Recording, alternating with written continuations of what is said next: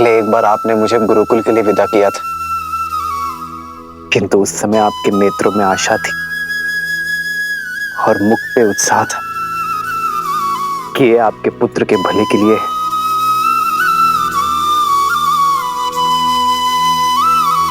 आज भी ऐसी स्थिति है मां, किंतु इस बार पुत्र का हित पहले से बड़ा है मां।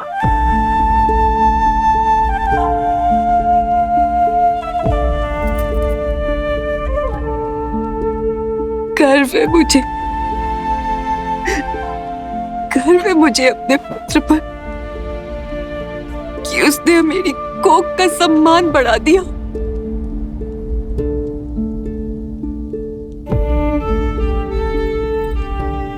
तुम्हें अनुमति ना देकर मैं अपने पुत्र का त्याग छोटा नहीं करना चाहती पुत्र।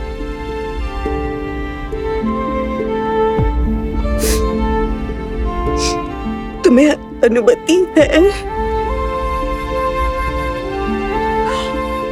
अनुमति है पुत्र,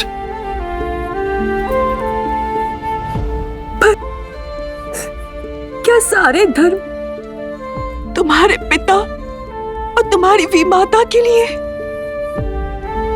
अपनी जननी के लिए कोई धर्म नहीं? सोचा नहीं कि मैं तुम्हारे बिना इस महल में कैसे रह पाऊंगी? 14 वर्ष जब मेरा पुत्र वहां वन वन भटक रहा होगा। नहीं, मैं भी चलूंगी पुत्र, मैं भी तुम्हारे साथ चलूंगी पुत्र।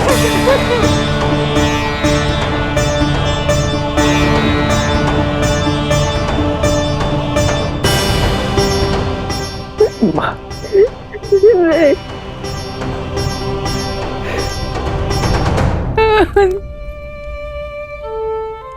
कितना सौभाग्यशाली हूं मैं कि मुझे आप जैसी मां मिली, जिस मां ने मुझे धर्म के मार्ग पर चलना सिखाया। आज उसी के साथ अधर्म कर दूं मां। धर्म की यात्रा का प्रारंभ मैं अधर्म के साथ नहीं कर सकता मां। संतान से पहले पति धर्म आता है मां। पिताश्री को आपकी यहां आवश्यकता है, इसीलिए आपका सम्मित स्थान अयोध्या है मां, अपने पति के पास। मुझे विश्वास कि मेरा पुत्र धर्म पालन करके लौटेगा, पर आशा नहीं कि जब तुम लौटोगे तो तुम्हारे स्वागत के लिए मैं जीवित रह पाऊंगी। नहीं माता, मुझे विश्वास है विवाह के पश्चात जैसे आपने हमारा स्वागत किया था, वैसे ही वन से लौटने के पश्चात आप हमारा स्वागत करेंगे।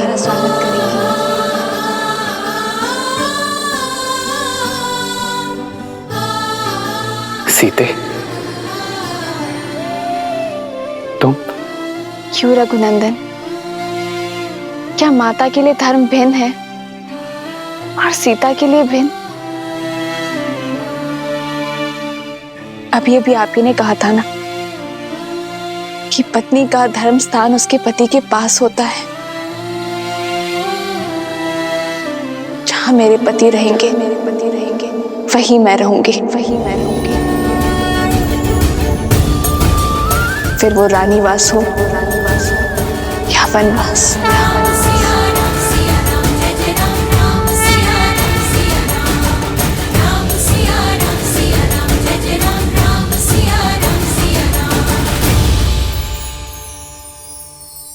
नहीं पुत्री, तुम नहीं जा सकती। तुम अयोध्या की कुलवधू हो, तुम कोई वनवासिनी नहीं हो सकती।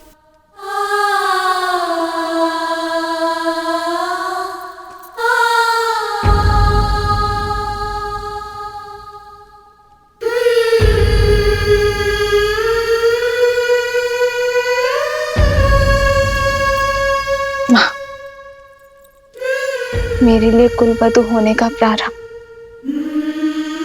श्री राम से विवाह होने के पश्चात हुआ था ना। पत्नी धर्म निभाए बिना कुल धर्म कैसे निभा पाऊंगी माँ?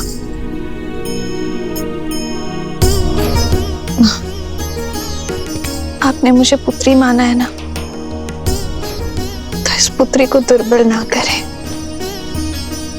धर्म निभाने का आशीर्वाद देकर विदा दे माँ।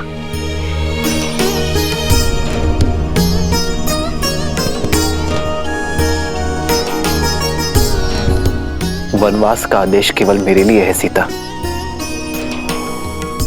अपना प्रारब्ध मैं तुम्हें नहीं दे सकता।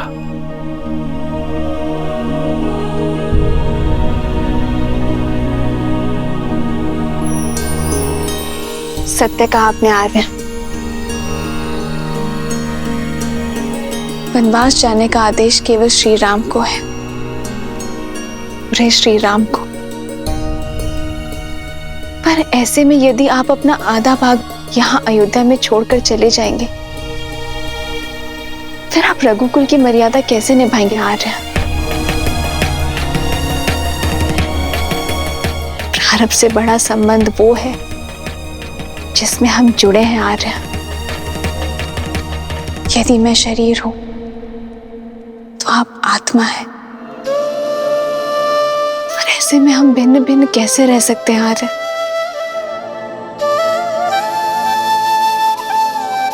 एक स्त्री एक घर की शोभा होती है सीता। जो आदर स्नेह की पात्र है, उन्हें वनवास का भागीदार नहीं बनाया जाता सीता। अयोध्या का वैभव छोड़ वन के अभावों में तुम कैसे रहोगे सीता? मेरा वैभव तो आप है आर्य। हर संबंध ऐश्वर्य या अभावों से नहीं, प्रेम और भावों से तोला जाता है। रानी वास हो या वनवास, जहां श्री राम होंगे वहीं सीता करेगी निवास। राम सिया राम सिया राम सिया राम राम। इस मार के हर पग में तुम्हें तुक के कांटे मिलेंगे सीता।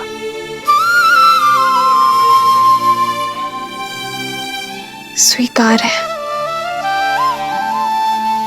पर आपके वियोग के शूल नहीं सह पाऊंगी मैं आर्य।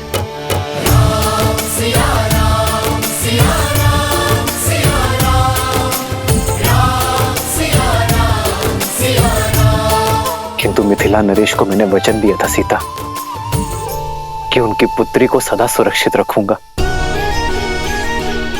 माता सुनैना को भी आश्वस्त किया था मैंने कि उनकी पुत्री को कभी दुख नहीं दूंगा। अगर तुम्हें वनवास ले गया तो उनका सामना कैसे कर पाऊंगा मैं सीता? वही तो दशरथ नंदन, वन जाकर आप अयोध्या में मेरी रक्षा कैसे कर पाएंगे? और संतों के संग से मुझे वंचित करके दुख दे पाएंगे आप?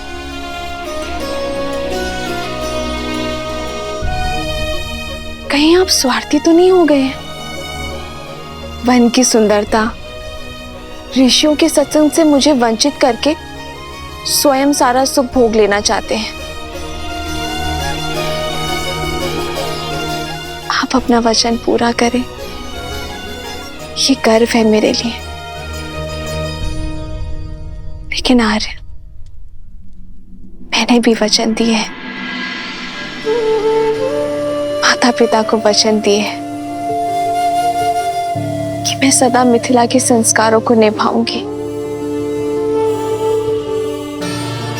अग्नि को साक्षी मानकर वचन दिया है कि मैं सदा आपकी परछाई बनकर रहूंगी।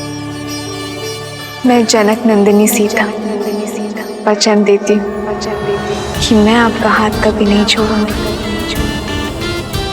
धर्म के पथ पर आपका हाथ थामे आगे बढ़ूंगी। यदि कभी आपके धर्म पर या आप पर कोई संकट आया, आपकी रक्षा के लिए मैं अपने प्राण देने से पीछे नहीं हटूंगी।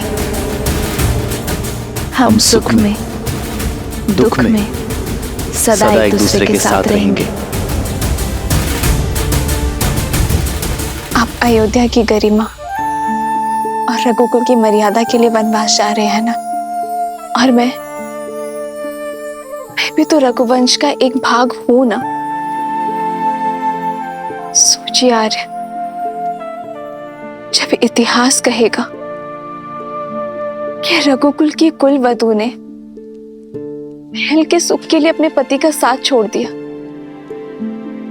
तो क्या तब भी अयोध्या की रघुवंश की गरिमा बनी रहेगी?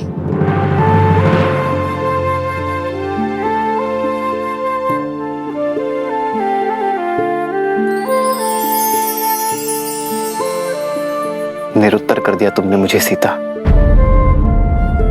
कि तू जहां हम जा रहे हैं वो कोई वन नहीं है, वो वन है। यदि हम दोनों साथ होंगे तो मेरे लिए वन भी उपवन हो जाएगा। आप ही ने तो कहा था ना कि इस संबंध में हम दोनों बराबर होंगे,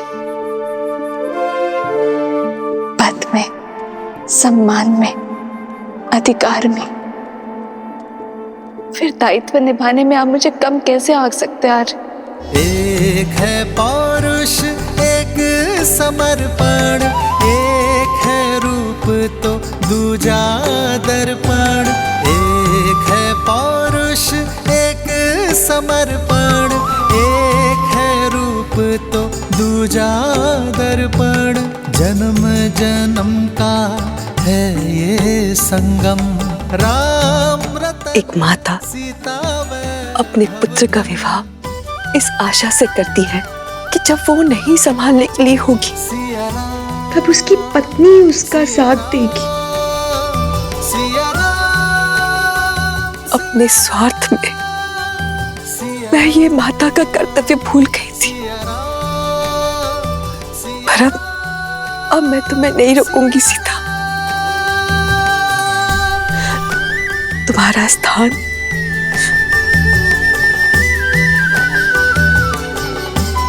मेरे राम के साथ ही है।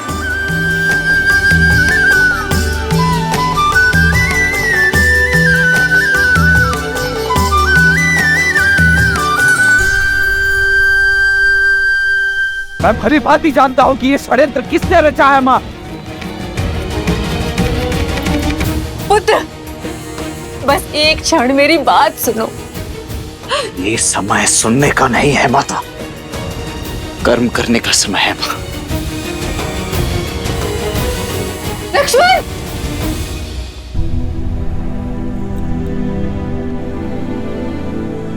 माँ, इस समय मुझे आपकी सेवा करनी चाहिए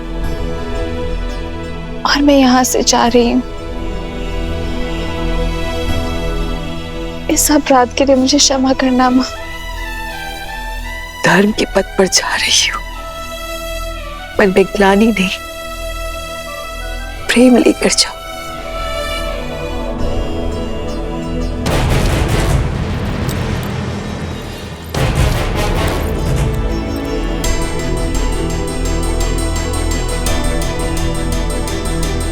सदा सौभाग्यवती भव।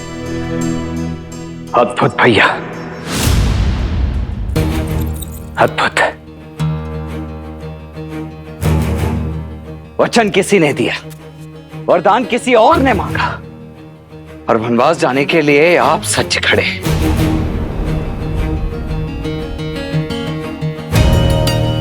जिसने वचन दिया है वो हमारे पिता है लक्ष्मण, और जिसने वरदान मांगा वो हमारी माँ। माँ तो वो केवल भरत की है। इसीलिए अपने पुत्र के लिए मांगा राजपाट, और अन्य के लिए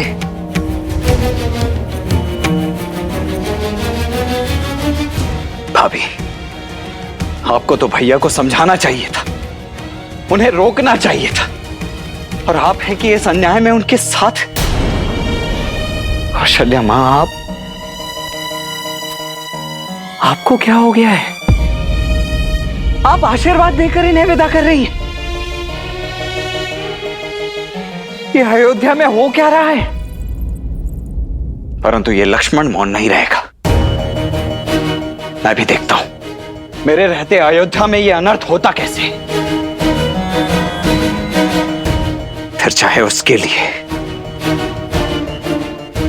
मुझे अपने ये हाथ भरत की माता के रक्त से ही क्यों सनने ना पड़ जाएं।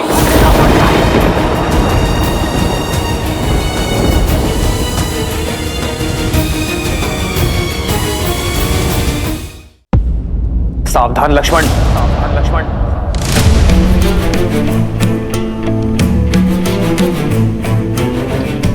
भरत से पहले वो मेरी माता है।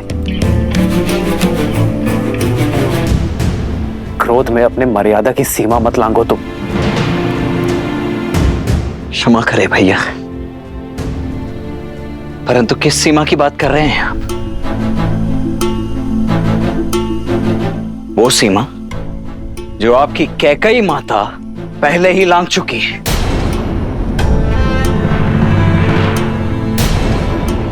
यदि वो माता होती तो अपने पुत्र को ऐसा श्राप तो कभी नहीं देती भैया।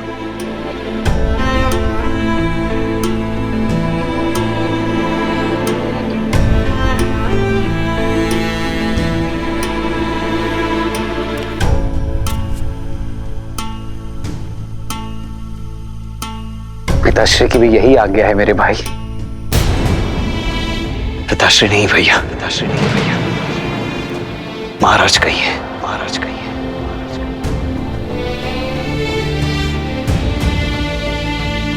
अयोध्या नरेश महाराज दशरथ। जो स्त्री मोह में अंधे होकर अधर्म के मार्ग पर चल पड़े, परंतु ऐसे राजा के विरुद्ध विद्रोह करने के लिए भी सज्ज है ये लक्ष्मण।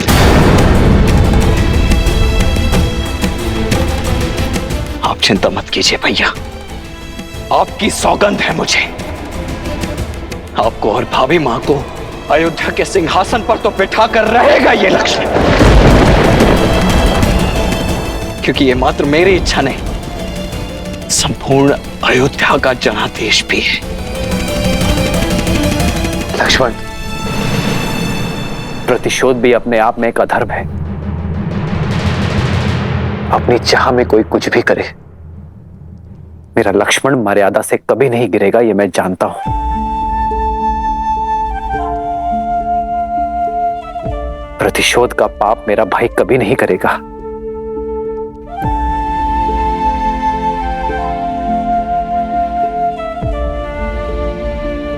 तो मैं क्या करूं भैया? अपने भैया पर हो रहे अत्याचार को चुपचाप मौन होकर सहता रहूं? किसने कहा मेरे साथ अत्याचार हो रहा है लक्ष्मण? अत्याचार तो पिताश्री के साथ हो रहा है।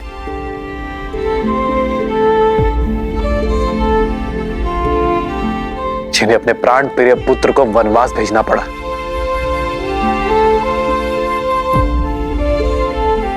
सोचो मेरे भाई, क्या बीतरी होगी पिताश्री पर।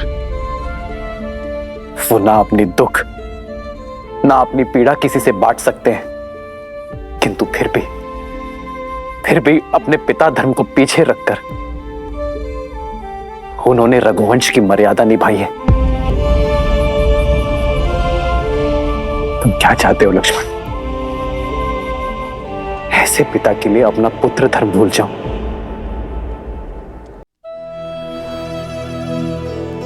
और माता कैकेयी का भी कोई दोष नहीं है लक्ष्मण।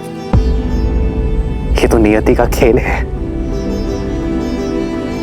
जो हर किसी को अपना निमित्त बना लेती है।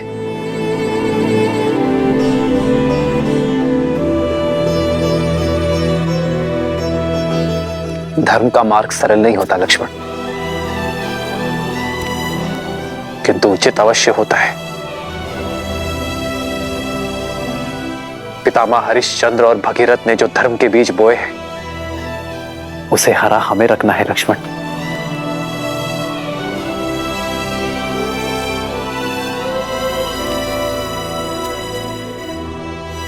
जिन मार्ग पर उनके पग पड़े हैं, हमें उसी मार्ग पर चलना है लक्ष्मण, क्योंकि धर्म के मार्ग से विमुख होना रघुवंश की मर्यादा नहीं है।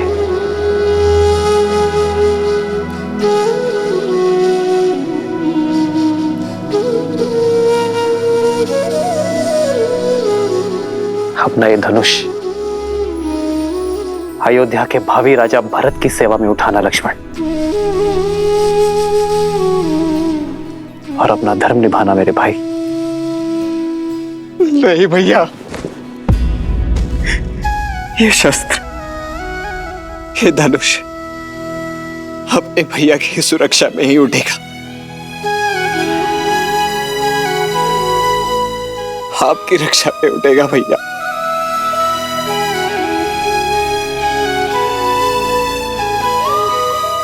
मुझे स्वयं से विलक मत कीजिए भैया, मुझे भी अपने साथ ले चलिए, ले चलिए मुझे भी। तो लक्ष्मण नहीं, यदि तुम चले गए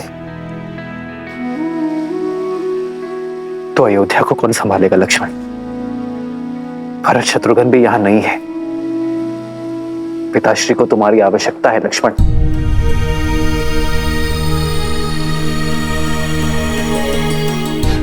अयोध्या को